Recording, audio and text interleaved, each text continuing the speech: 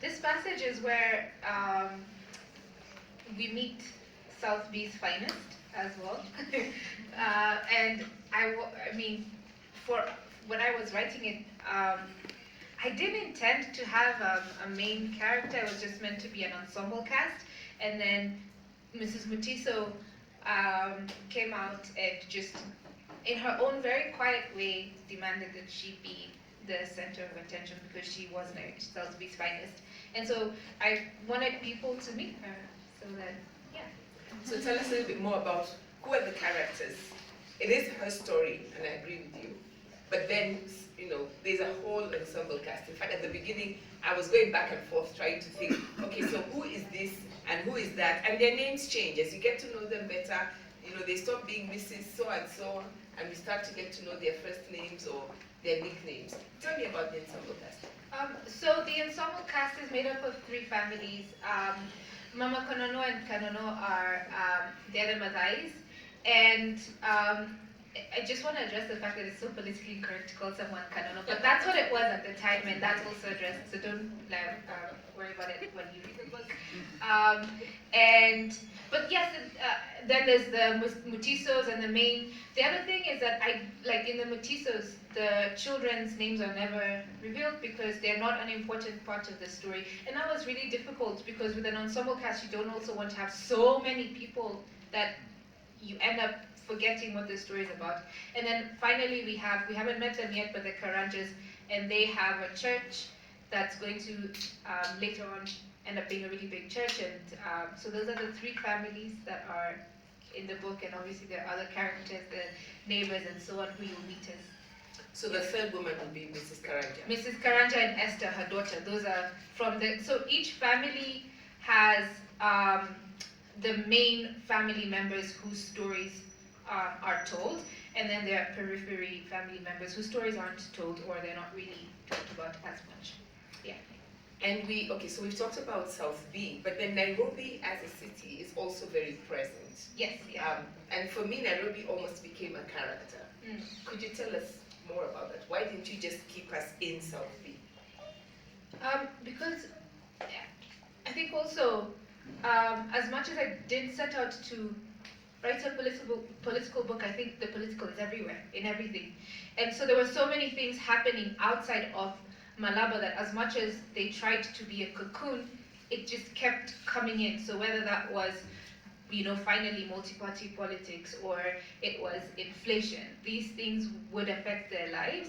And also, Nairobi meant a lot for these characters. Many of them had left their homes, their towns, to come to Nairobi looking for opportunities.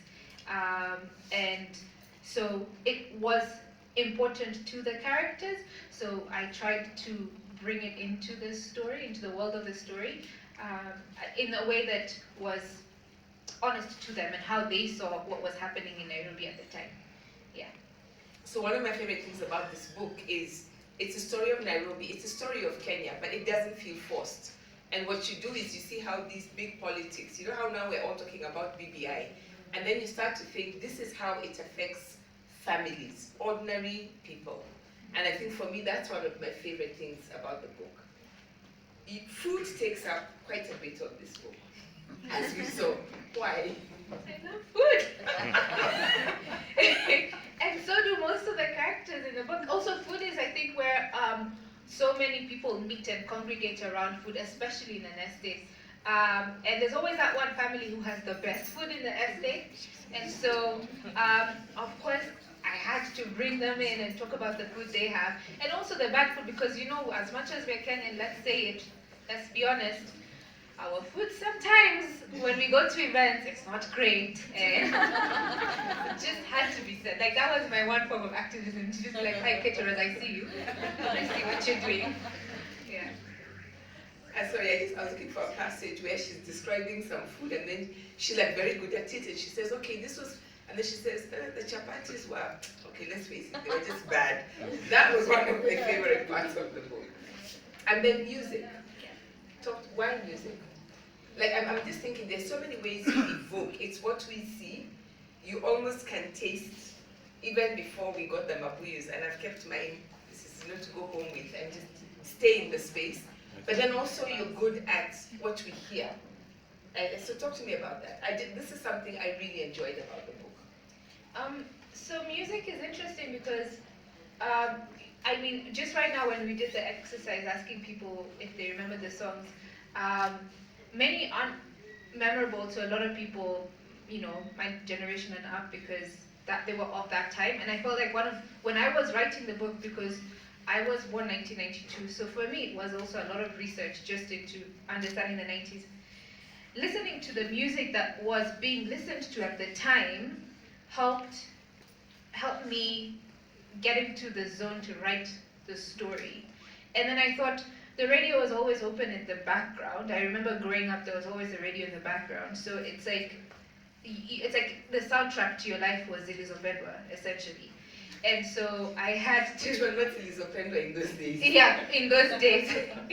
Yeah, in those days, yeah. So the songs, and also the characters, there are certain characters who remember things based on the song that's playing, because of, you know, because we moved back into like the 80s when these songs were being performed in the clubs and so on, and it's just felt like an important way to tell the story was also using the music that they were listening to at the time. Yeah. And if you turned on the radio at a particular time, the whole nation is listening to Sundowner. Yes, or yeah. the whole nation is on yours for the asking. Yeah. And when an announcement was made on VOK, we all had it. Nowadays, I don't know how many people actually listen to VOK for their news. We just keep quiet. Aleya, what were your thoughts on the music, the sensory landscape of the book? Yeah, it was really, really vivid. Music and also moments. That's what really struck me. Like, there were moments in there that I remember from my own life. I'll do a reading of one particular passage. And I just thought, by the way, I met Makena today for the first time. And I'm like, oh my gosh, you're so young. I had imagined someone, I'm betraying my age. Because how does she know? Makena, how do you know? How do you know the songs? How do you know? You know, it has such a patina of that particular time that it's really confusing me. And I imagine I guess you were very young when you were growing up, and it must have seeped in some way or form. I'd love for someone to make a YouTube playlist out of the songs that feature in this, you know, putting it out there in case anybody feels so inspired. And even the food, you know, the kind of real nostalgia-laden favorites before there was a sophistication. There was just a way in which food passed back and forth that feels like it's changed a little bit. Yeah. So I'm trying really hard to ask the questions I want to ask without spoiling the story for those of you who haven't yet started it. But Aleya, what passage did you pick and why? So I picked this, it was so difficult. I have basically my whole book just has little, what do they call, dog ears? Because I wanted to read so much. But this one in particular, I'm reading because I really remember this moment. And I think I can see there's enough people in this audience that will also remember it. And it made me think about how much has changed and yet how little has changed.